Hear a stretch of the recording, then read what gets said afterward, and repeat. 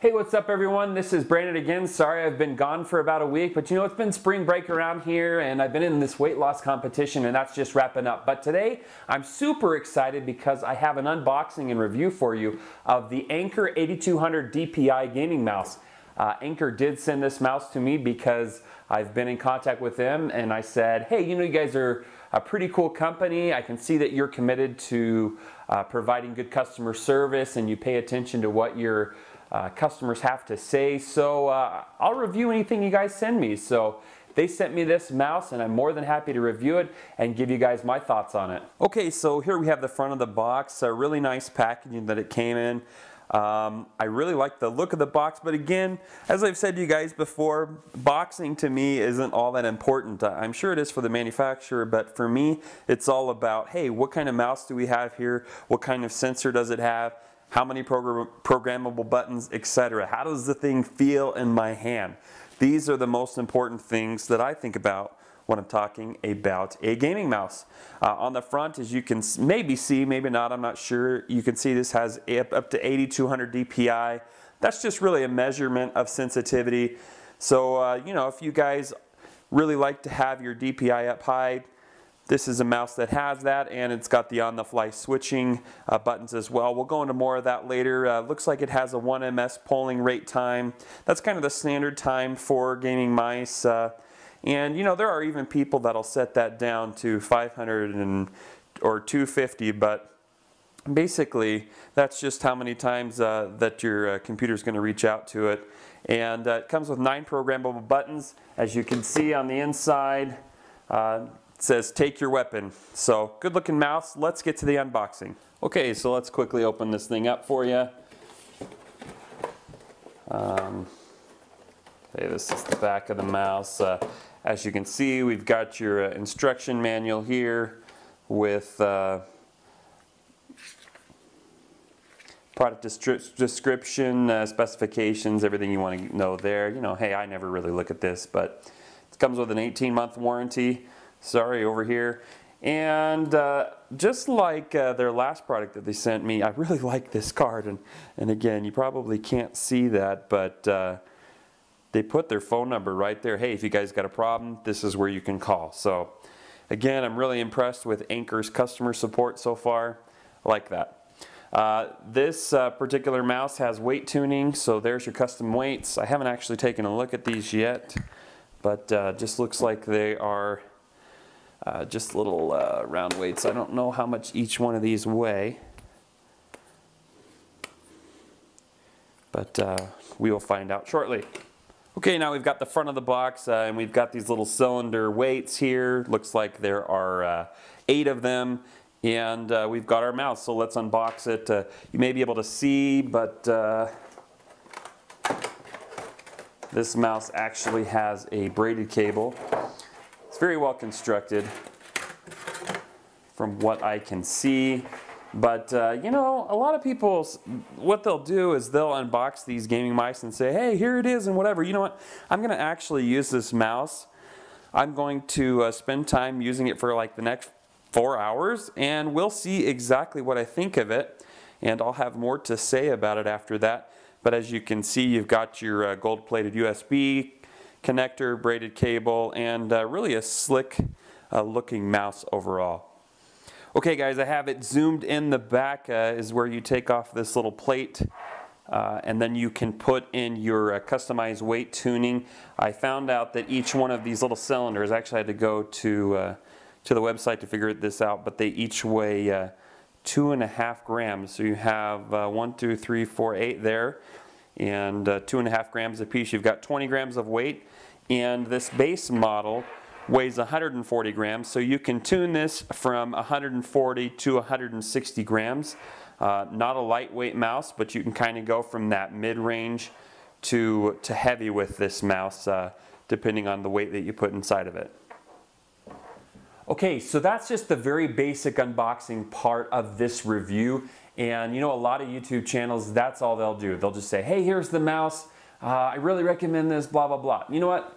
You can't recommend something till after you've used it. And I know the inner workings of this mouse. I know they use Omron switches, which are typically 10 or 20 million lifespan switches, so pretty much will last as long as you want to keep the mouse. And I know that they use an Avago laser sensor. It's not an optical one, so it probably has a little bit of built-in acceleration. I know these types of things about this mouse already, but you know what I don't know? I don't know how it's going to feel when I put it in my hand. So you know what? It's time to get my game on. Well guys, before I get into the gaming aspect of it, I just wanted to go over the software and setting up this particular mouse. It's a pretty simple software, but it does what you need. On the bottom, you have your polling rate, 125 Hertz. You can set it as 250, 500, 1000. Some people have preferences as far as that's concerned. I always keep mine as high as I can get it. So acceleration, I prefer to have no acceleration.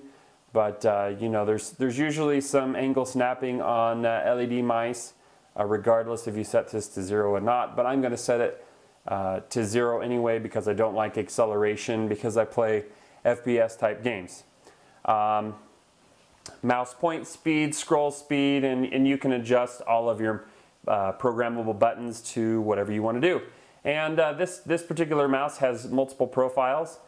I believe there's a profile switch on the bottom of the mouse as well that you can change this with. And here you can go into the more specific DPI in terms of axis, etc. Light, you can actually change the backlight on the LED light on this mouse. This is showing up right here as kind of purple on your screen, but it's actually a blue. It's actually more like a blue, and now that kind of looks, anyway, that doesn't really matter. What does matter is that, you know, if you've got a cool setup, your computer has lights in it, LED lights, and you've got a setup in your room, you can choose whatever color you want to match that. And now I'll show you how that looks on the mouse itself. Okay, so just very quickly, pardon the mess here, but I just wanted to show you some other gaming mice side by side so you could get a relative look of the size and the shape of this mouse in comparison, and the heights and everything like that. Not sure how much of that's going to translate, but in the write-up we will have some more pictures on this so you guys can really see closely how all of this looks. It's a little hard to translate that with me being the cameraman and shooting this at the same time, but as you can see, we've got the Death Adder here, the G500, the Anker mouse, the G9X, and the eBlue Cobra. And I would consider the Death Adder, the G500, and the Anker mouse here all palm grip mice. However, the Death Adder and the Anker mouse I could see you using a claw with, not really the G500 as so much. The G9X on the side, that's a claw grip mouse if you're using the precision grips. The wide grips kind of lend itself to more of a palm grip. And if you're using the precision grips, you could get away with probably a fingertip type grip as well. In the back, we've got the eBlue Cobra. I consider that a fingertip or claw grip mouse or palm. I guess it's really not built specifically for one of those, but more of a fingertip grip mouse than anything. Now, one of the reasons I wanted to show you this particular setup is just to show you how the LED lights on the Anker mouse work, because it's really something that sets it out among the competition of gaming mice, and something that you just don't see in a lot of mice, where you can just go in and adjust the LED lights to any color that you want. I'm not sure exactly how the color's coming off on the camera, but that's actually a very deep red. You can set it to blue, you can set it to green, you can set it to just about any color under the rainbow, because it not only has presets for these colors, you can actually, it has a grid where you can actually tune it to closely match whatever else you've got on your desk. You know, your keyboard's LED lights and your fan LED lights in your PC case. Anyway, pretty cool thing from Anker for sure. Okay, so I just got done playing with the mouse. You might be able to tell that the lighting in the room has changed, and that's because it's several hours later than it was before. Played some StarCraft 2, some Diablo 3 Reaper of Souls, and some Battlefield 4 with this mouse, and I'll tell you, I really liked it on Diablo 3 and StarCraft 2 especially, And on a game like Battlefield 4, this particular mouse uses a laser sensor, and I prefer like an optical LED sensor. Instead, it uses the Avago ADNS 9800 sensor, so keep that in mind. But you know, every mouse isn't going to have everything that I want for every different type of genre video game. That's why I'm so obsessed with collecting gaming mice, just because I like to use different mice for different games. So this one's definitely going in the collection. Things that I do like about it are the programmable buttons. You've got a few extra there I was able to program in, you know, escape and forward and back on my browser, things like that. Certainly if you're playing a game like WoW, you could put all different kinds of spells on there or whatever you wanted to do that way. As far as the weight tuning goes, the weight tuning is good. You got about 20 grams there, but it's already a heavier mouse, so you don't necessarily need to use it. The way that you install the weights into the mouse isn't as slick as other mice that I've used, but those mice cost considerably more, so you know you have to weigh the pros and cons. At 40 bucks, you're getting quite a lot for your money. Design-wise, it's pretty good too. It's longer than like the Logitech G500, the Death Adder, and it's a little bit taller too. So medium and large size hands are what I'd recommend for this. Small size hands, you might have a little trouble getting your fingers up to the front of the buttons if you like to have that. If you like to kind of stick down farther, it really depends on how you hold the mouse. But again, mid to large size hands. I really like the LED options that I was able to match with the backlight on my mechanical keyboard. And it'll certainly be in my arsenal for StarCraft 2. That's where I really liked it. But in terms of Battlefield 4, I'll probably stick with something like the Death Adder.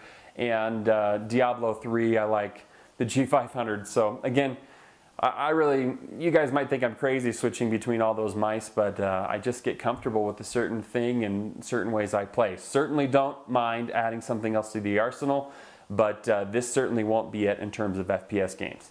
Okay, that's all I have for you today. Again, I want to thank Anker for sending me this mouse. I'm going to really enjoy it, and I think you guys would too. Coming up soon, I'm going to have a video on the best budget gaming mice. I think this one will be inserted into that video, and we'll talk a little bit more about it. If you want additional information on this mouse and additional pictures, you can check out my website at Top 10 Gamer. I'll put a link in the description below. I'll also put valuable links to information on where you guys can go to learn more about gaming mice, because there's really a whole lot to learn in terms of the sensors and the switches and things like that that you may not have thought of before. Hopefully you guys really like this video. If you do, like and subscribe, and I'll be around. If you guys like and subscribe, it just makes the channel grow bigger and better. It means I can bring more products like this to you guys and put them in front of you and tell you what I think about them. Hopefully you guys like that. If you do, again, like, subscribe, and we'll see you next time.